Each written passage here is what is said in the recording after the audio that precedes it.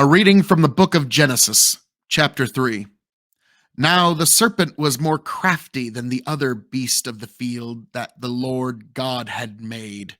He said to the woman, "Did God actually say, 'You shall not eat of any tree in the garden?'" And the woman said to the serpent, "We may eat of the fruit of the trees in the garden, but God said, 'You shall not eat of the fruit of the tree that is in the midst of the garden, neither shall you touch it, lest you die.'" But the serpent said to the woman, "You will not surely die, for God knows that when you eat of it, your eyes will be opened, and you will be like God, knowing good and evil." So when the woman saw that the tree was good for food, and that it was a delight to the eyes, and that the tree was to be desired to make one wise, she took of its fruit and ate, and she also gave some to her husband who was with her, and he ate. Then the eyes of both were opened, and they knew that they were naked. And they sewed fig leaves together and made themselves loincloths. And they heard the sound of the Lord God walking in the garden in the cool of the day. And the man and his wife hid themselves from the presence of the Lord God among the trees of the garden. But the Lord God called to the man and said to him, "Where are you?" And he said, "I heard the sound of you in the garden, and I was afraid because I was naked, and I hid myself." He said, "Who told you that you were naked? Have you eaten of the tree of which I commanded you not to eat?" The man said, "The woman who you gave to be with me, she gave me the fruit of the tree, and I ate." Then the Lord God said to the woman, "What is this that you have done?"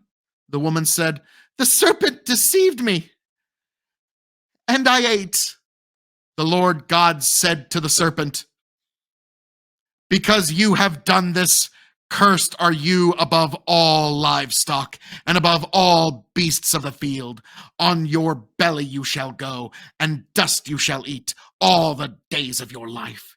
I will put enmity between you and the woman, and between your offspring and her offspring. He shall bruise your head, and you shall bruise his heel." To the woman he said, "I will surely multiply your pain in childbearing. In pain you shall bring forth children. Your desire shall be contrary to your husband, but he shall rule over you." And to Adam he said, "Because you have listened to the voice of your wife and have eaten of the tree of which I commanded you, you shall not eat of it. Cursed is the ground because of you. In pain you shall eat of it all the days of your life. Thorns and thistles it shall bring forth for you, and you shall eat the plants of the field. By the sweat of your face you shall eat bread till you return to the ground, for out of it you were taken. For you are dust, and to dust you shall return. The man called his wife's name Eve, because she was the mother of all living. And the Lord God made for Adam and for his wife garments of skin and clothed them. Then the Lord God said, "Behold, the man has become like one of us in knowing good and evil. Now, lest he reach out his hand and take also of the tree of life and eat and live forever."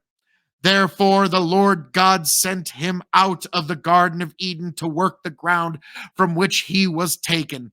He drove out the man, and at the east of the Garden of Eden he placed the cherubim and a flaming sword that turned every way to guard the way to the tree of life. Thus ends the reading of God's holy word.